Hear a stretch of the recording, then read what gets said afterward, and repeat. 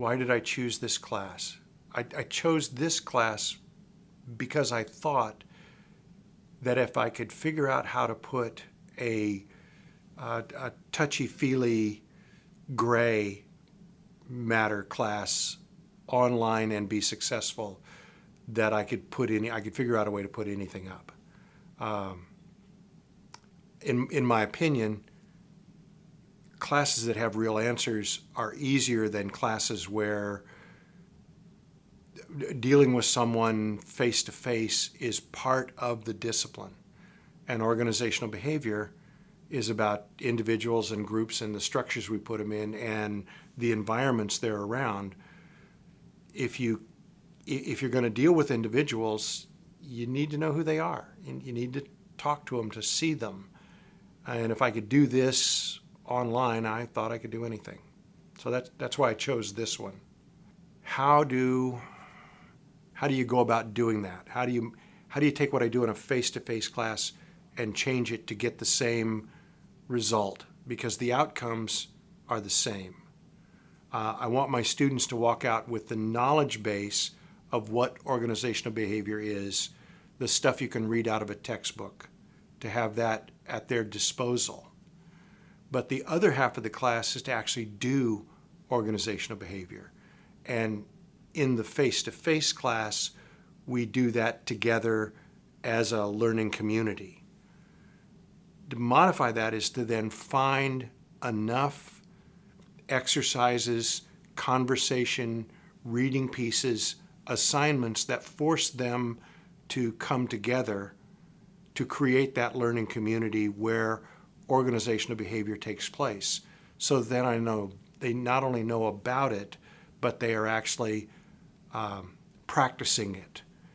Because these are fields that the knowledge is taught, but the how-to, the practicum, is caught. And so I have to try to model that by building an org behavior community.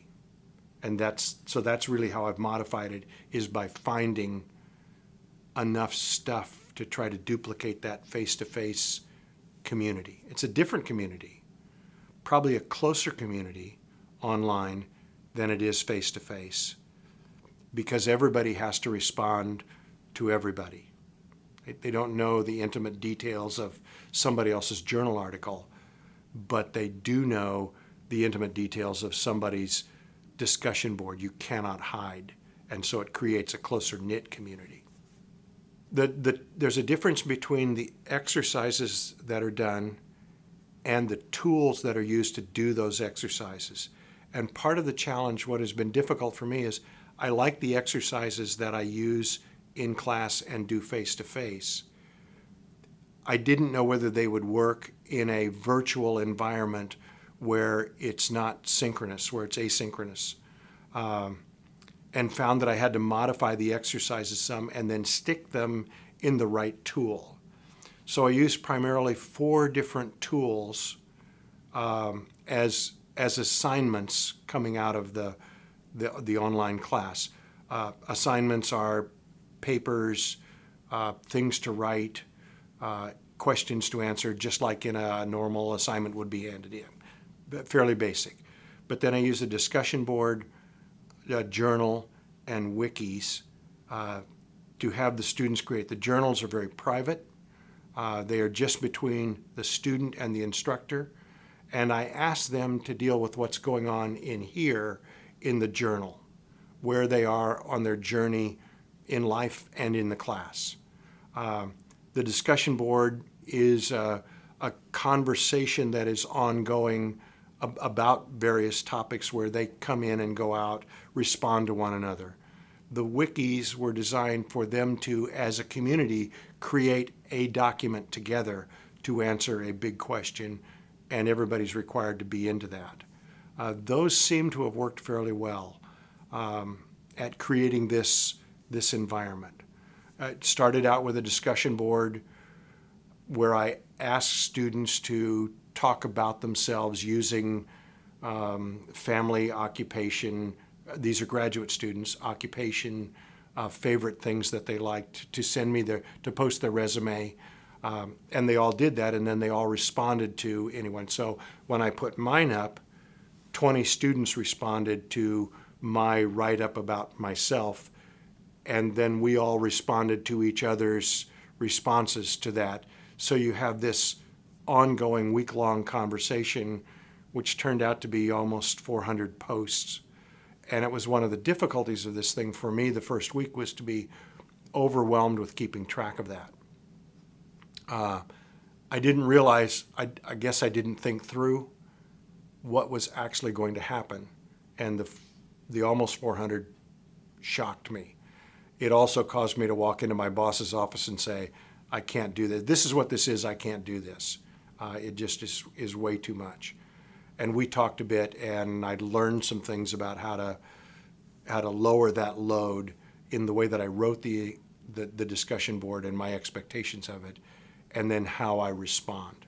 I rewrote them by sort of taking myself out of the equation, putting them in smaller groups, because the technology allows you to break a class of 20 up into groups of any size you want. And so I randomized them at 5 people in a group and had the next discussion board around that. I also found that the answers, part of the answer is fairly uniform across students when you're trying to get ideas across and you want to reinforce the idea that is found in their writing. You can write a paragraph that is general enough to fit almost all of them, and then add to the beginning and the end of that the particulars, which saves you just a ton of time. So there are 2 or 3 of those little hints, tips that other people have passed on to me. The informational technologist helped us with some of it. My colleague said, why don't you try this? Necessity is the mother of invention. And if you read enough, you listen enough, you talk enough, other people have had these same issues. I'm just too thick-headed to have listened before I got into the issue. The second week, I walked back into my boss's office and said, can I do more of these? Because there is an intense engagement with the students.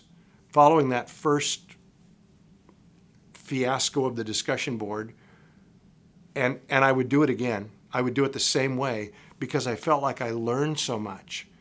For me, in a normal face-to-face classroom, it's midway to all the way through a semester before I feel like I know all of my students. You know, the 25% that are upfront and personal and engaged all the time, you know them almost immediately.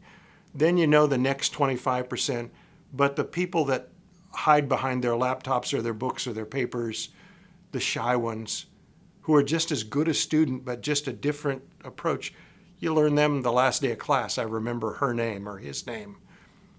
In an online class, you learn those people the first week. And in your responses to them, then you can use the information that you know to make the class more meaningful to them. So a person who is a Navy nurse, oversees Navy operating rooms as his job in the Navy, when he writes about an organization doing something, I can respond and ask about how that would look like in a Navy operating room, which makes the learning so much greater. I would have a hard time doing that until the end of a semester in a face-to-face class with a significant number of students. The question is about students and their reaction to putting Business 610, Organizational Behavior, online. It's an MBA class, graduate level class. I teach face-to-face in the MBA as well. Have had a number of these students. I think out of 20, I think I've had 7 or 8 in a face-to-face class. So they know me and know who I am and kind of what I'm about. The other 2/3 of the class, I have never had a class with them. They are just names on a roll to begin with.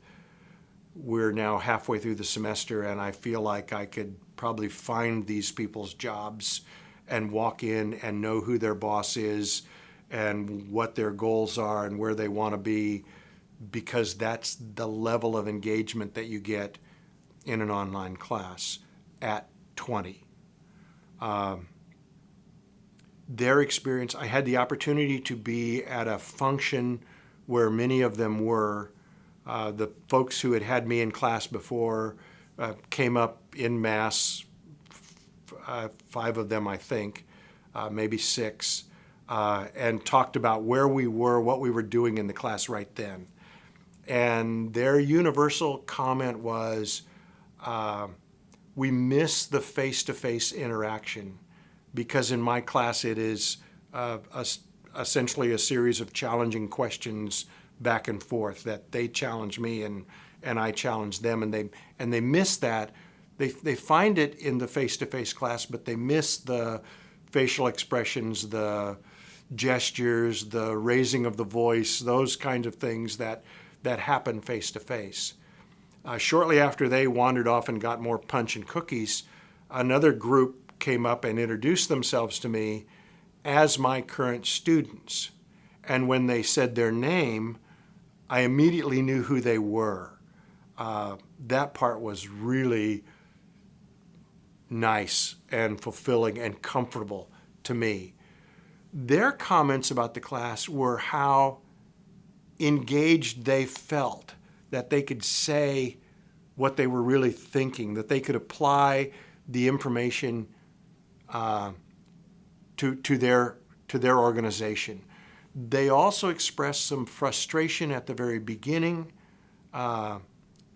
because the class is rather disjointed, because the discipline is rather disjointed.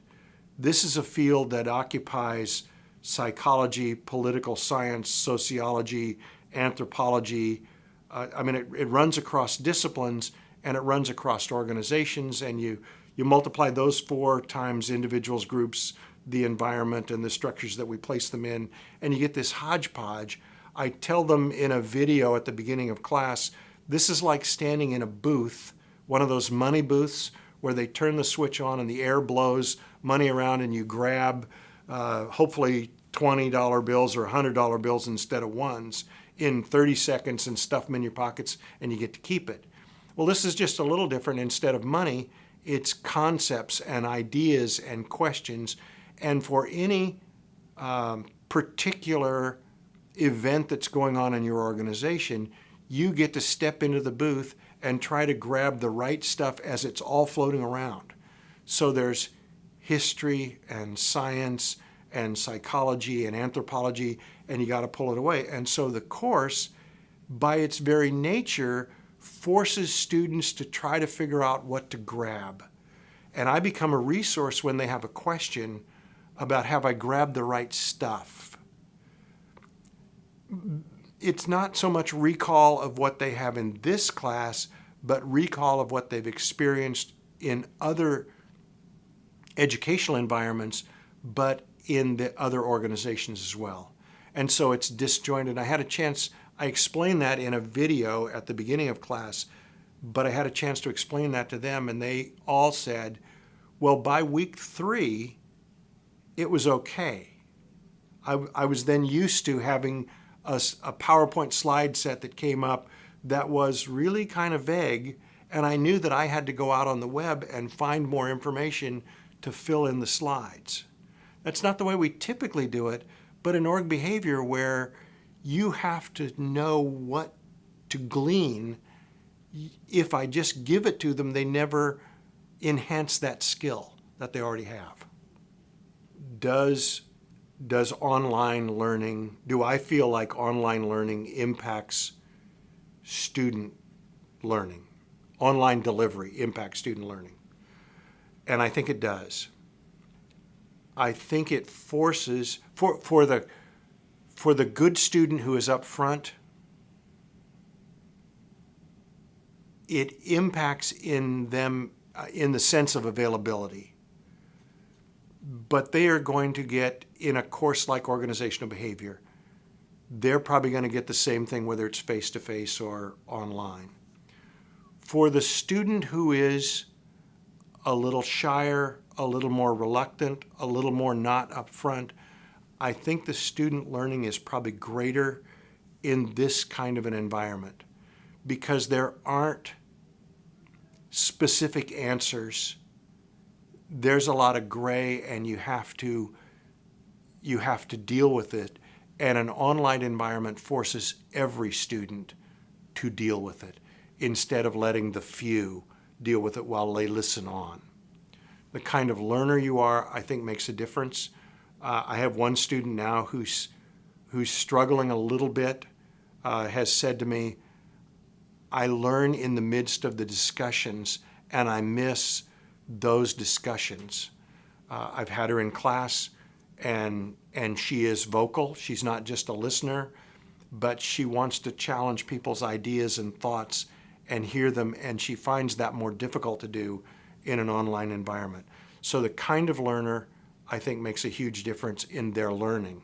But in general, I would say the amount of student learning is greater for the whole class. Because in a face-to-face class, there are people who slide by. In an online class, there's no place to slide by.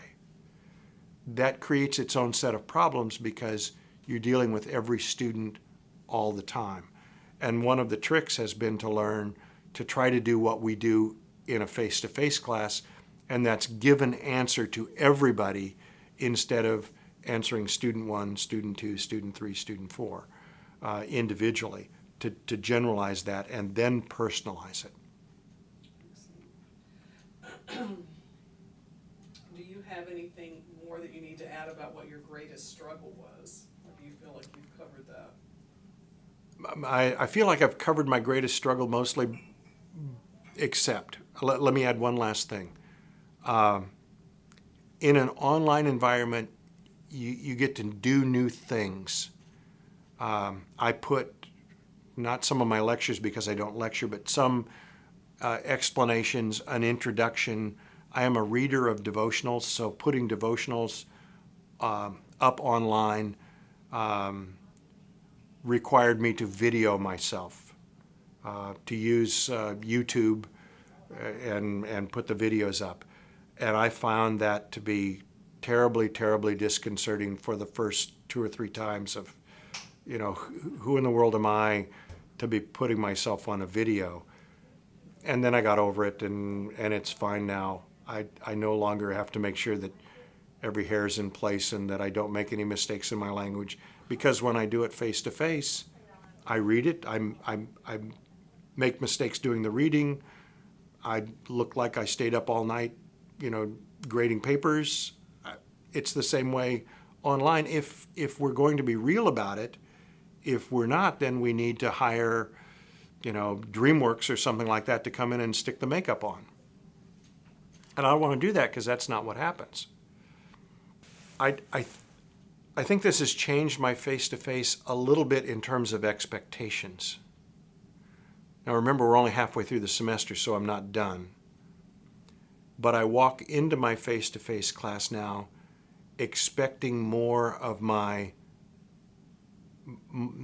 I hate to use the word marginal because they're not, my less responsive students. Because of doing the online class, I expect more out of my face-to-face people. I want the same level of engagement from them all. Other than that, I don't think it's changed much because I'm trying to get to the same things. My outcomes are that they'll walk out of there knowing what OB is, that knowledge kind of thing, but that they'll also walk out having had to deal with it, practice it, so that it's not a foreign field to them. The online class affords me a way to do that. It's just a different medium to get there. So it's raised the expectation in the face-to-face class, I think. For what I do, I've rethought what I can do face-to-face. If I can let technology help me more in my face-to-face class, I'm still working through that. I don't know that I could give you any specifics, except it seems like I do, but it really has increased my expectation of the student who would slip. And I force the issue probably more now in my face-to-face class.